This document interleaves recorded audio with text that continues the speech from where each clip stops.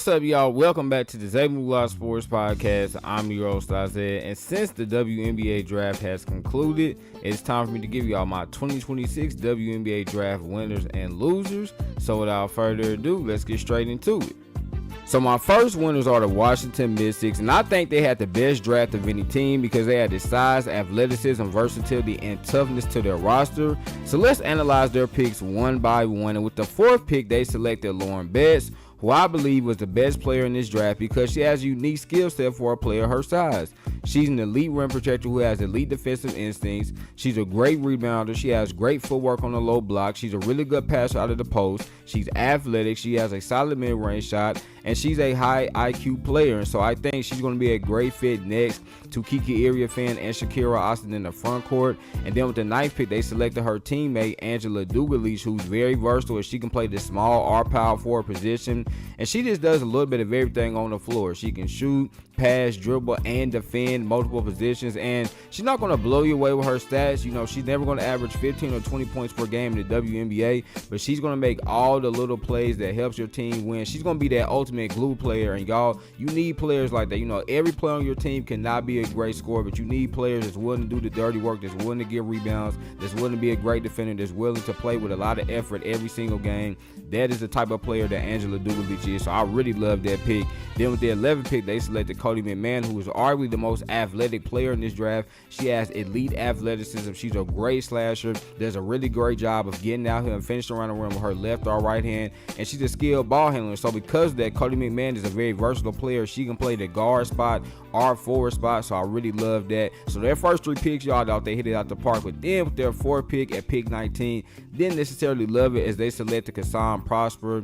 I would have rather them select Tanaya Lasson with this pick, but they took Kassan Prosper. I'm not a big fan of her. I just don't think she's really that good of a player. I mean, she's a solid defender, but I think outside of that, her ball handling, her three-point shooting leave a lot to be desired. So I'm not sure the type of impact she's going to make. So she was the only pick that I didn't like, y'all. But then at pick 30, I really love this pick. All this was great value as they selected Dariana Little Page Bug, so I thought was one of the more underrated players in this draft. And I know she's not a great shooter, y'all, but she's a great defender. She's an elite rebounder, especially for her size, and she plays with incredible energy and effort every single game. So when you have her and Angela Dugalich out there on the floor, y'all, you know they're not going to cheat you. They're going to give you 100% effort every single game. So I love that pick. And then with their last pick at pick 34, they selected Rory Harmon, who is one of my favorite players in the draft, and she brings that toughness, that leadership, playmaking, and defense to their backcourt next to Georgia Amore. Y'all, now they got two absolute dogs at that point guard position in Georgia Amore and Sonia Citron. So I absolutely love what the Mystics did. Obviously last year they had an incredible draft with the additions of Georgia Amore, Sonia Citron, and Kiki Iriafen, y'all, and now they've just added to that young core with these selections and then bringing back Shakira Austin. I think the future is incredibly bright for the Washington Mystics, and I absolutely love what they did in the draft. My next winners are the Seattle Storm, and with their third pick, they selected Awa Pham. Now, I'm not as high on Awa Pham as some people are. You know, some people thought she was the best player in the draft. I still think she's raw, but she's going to have time to develop because obviously the Storm are in rebuild mode, so they, you know, can wait for her to develop and become that great player some people think she can be. But she definitely has the athleticism, the versatility, and the length that you would want, y'all. And then she also has really improved as a three-point shooter, so if she can just become a better defender, I think that's where she really needs to improve her defensive ability, her defensive awareness. Awa Pham can be a really great player, and they already have, you know, a great young center on their team in Dominique Malonga. So if Awa Pham can really develop into the player some people think she can be, man, they can have the best front court in the WNBA for years to come. And then, y'all, with the 14th pick, they selected Taina Mayer, and I know that surprised a lot of people, but I'm a big fan of Taina Mayer. I mean, she reminds me a lot of Rory Harmon, just a little bit bigger because she has that toughness, that leadership, but she's a really good rebounder, a really good passer, an elite defender, and she has really improved as a mid-range and three-point shooter. So I think she can come in day one to be their starting point guard. Obviously, they lost Skylar Diggins in free agency to the Chicago Sky, so they have a massive need at that point guard spot, and I just love, you know, the player that Taina Mayer is. I know some people thought that was a reach, y'all. I didn't. I mean, I definitely felt like she was more than deserving to be in the first-round pick. I had her going, you know, in the early second round, but I don't have a problem at all with the Storm taking her with the 14th pick because I think she's going to be a really good player, y'all. But I think what really makes the Storm's draft so amazing is the acquisition of Flau'jae Johnson, as they traded away Martasaurus to acquire Flau'jae from the Golden State Valkyries, y'all. And I mean, that was just an amazing trade. Listen,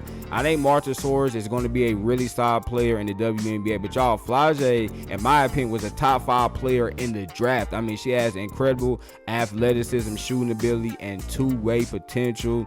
And now you have her and Tyna Mayer in the backcourt, and Dominique Malonga, Izzy Magamir, and our fam in the front court. I mean, y'all, the Storm are looking pretty good. Now, I think a lot of this is going to be dependent on how quickly our fam can develop. If she gets developed into a really great player, the way some people think she can be, then the Storm could actually have a better draft than the Mystics. But right now, y'all, I think they were second behind the Mystics because, you know, we still don't know the player that our fam can be. But even if she doesn't develop into a great player, I still think they had a great draft. But with them being able to draft Tyna Mayer and then also acquire Flau'jae Johnson, amazing job by the Seattle Storm. My next winners are the Connecticut Sun. And with the 12th pick, they selected Neil Angloma. Really love this pick, y'all. I think she was the best slasher in the draft. She does a great job of getting out here and finishing around the rim with her left or right hand. She's a really just big, versatile hybrid defender. She can guard multiple positions. She has great lateral quickness and foot speed. So really love this pick. She does need to improve as a three-point shooter, but even if she doesn't improve as a shooter, y'all, I just think her athleticism and tenacity and defensive ability is going to make her a really good player for a long time. I think she's going to be a really great compliment to Layla Khan and Sanaa Rivers.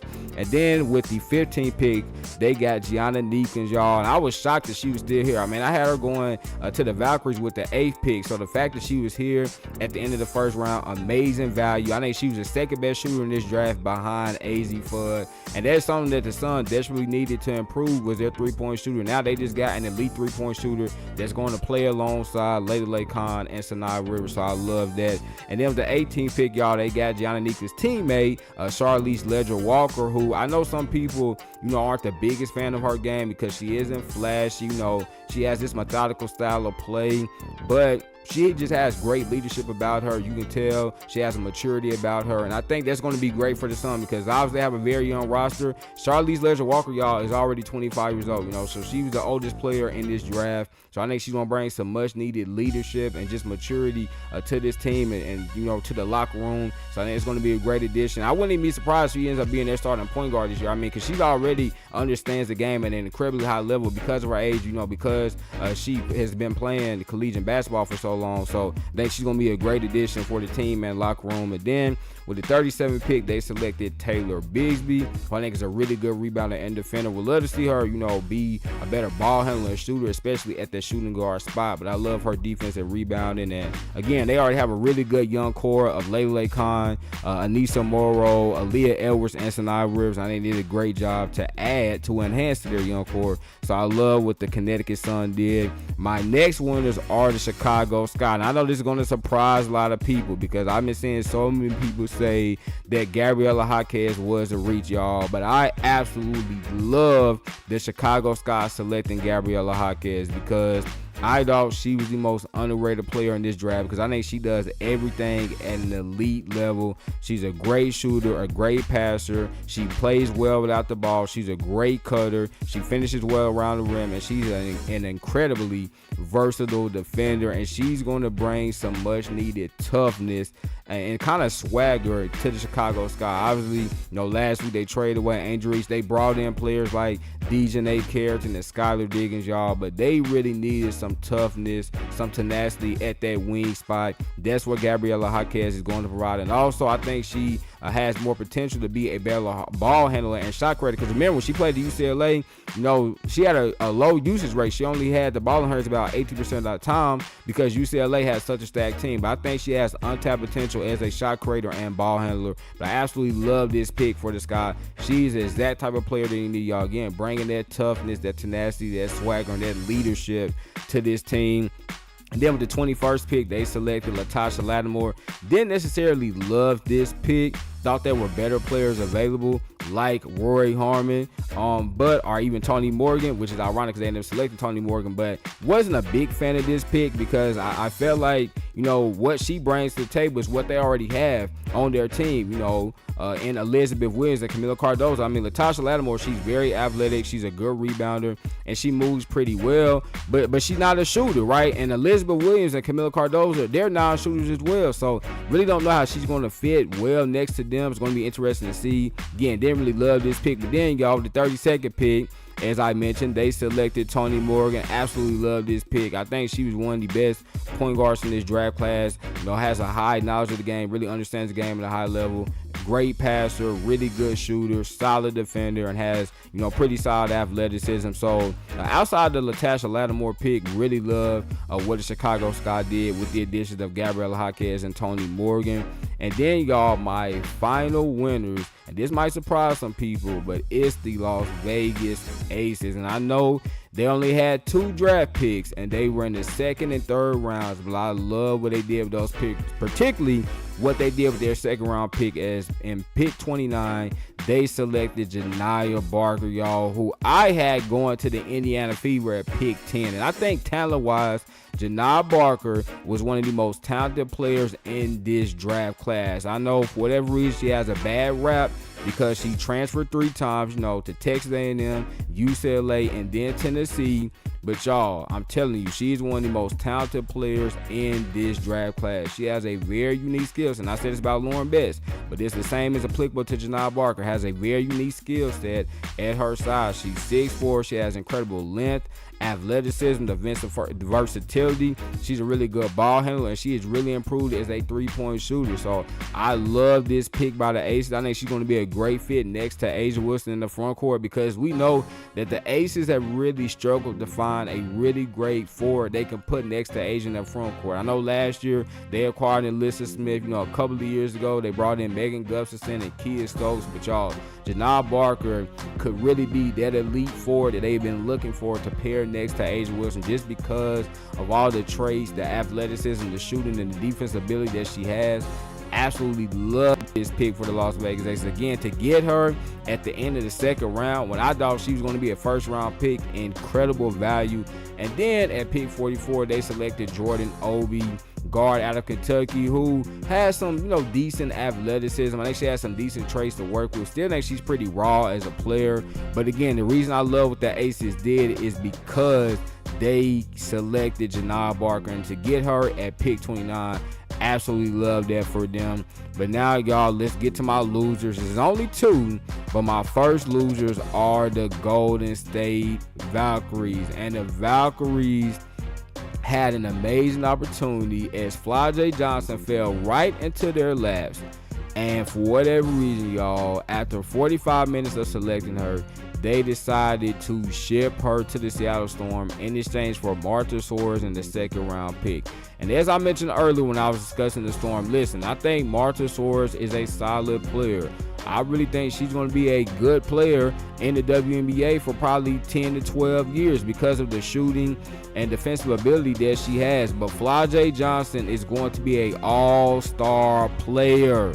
Let me repeat that. Flau'jae Johnson is going to be an all-star player.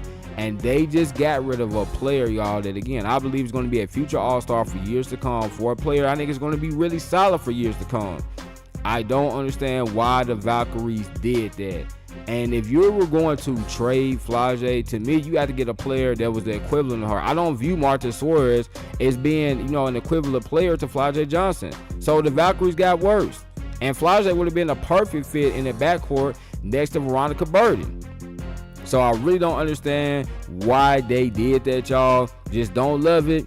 Now at pick 23, they did select Ashlyn Jackson, who I thought was one of the best 3-and-D guards in this draft. So I like that, but I still just don't understand why they traded away Flau'jae Johnson. Again, y'all, she fell into their laps. I thought she was going within the top 5, and the fact she was there at 8, and the Valkyries decided to trade her literally 45 minutes after they selected her, I still will not believe that. I think that's going to be a decision they regret for years to come. And so, again, although I like them selecting Ashlyn Jackson, I have to consider them to be a loser in this draft because of their decision to trade away Flau'jae Johnson. And then my last losers, y'all, are the Phoenix Mercury. And I'm really astonished at what the Mercury did, because I thought they were going to add players that could impact their team immediately, because this is a team, y'all, that just went to the finals last year. And I know they lost Satu Sabally. I get that. But they still re-signed Alyssa Thomas and Kalia Copper and DeWanna Bonner. So they're still going to be a pretty good team. And instead of adding players that could immediately contribute to their team, they added 2 French players, y'all, that probably will not play for them in a couple of years. That's what they did. So I don't like these picks at all.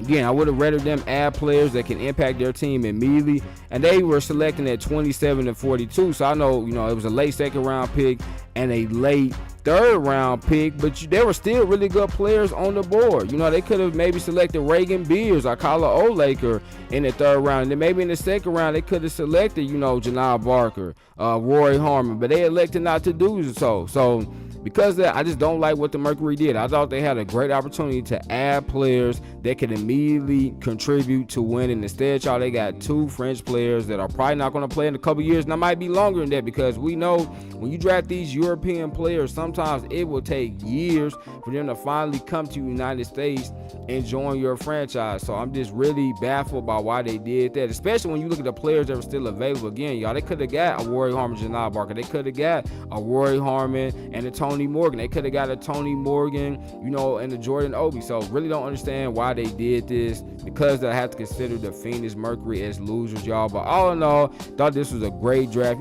Some decisions surprised me, but other than that, I really don't, for the most part, these teams did really well with drafting these players. And I cannot wait for the upcoming WNBA season, because I know it's definitely going to be one we will not want to miss. So there have it. These were my 2026 WNBA Draft winners and losers. Remember, y'all, laughter's good medicine. So what? Make sure you get your daily dose. Y'all know I'm an enemy, man. I love y'all. God bless. Peace.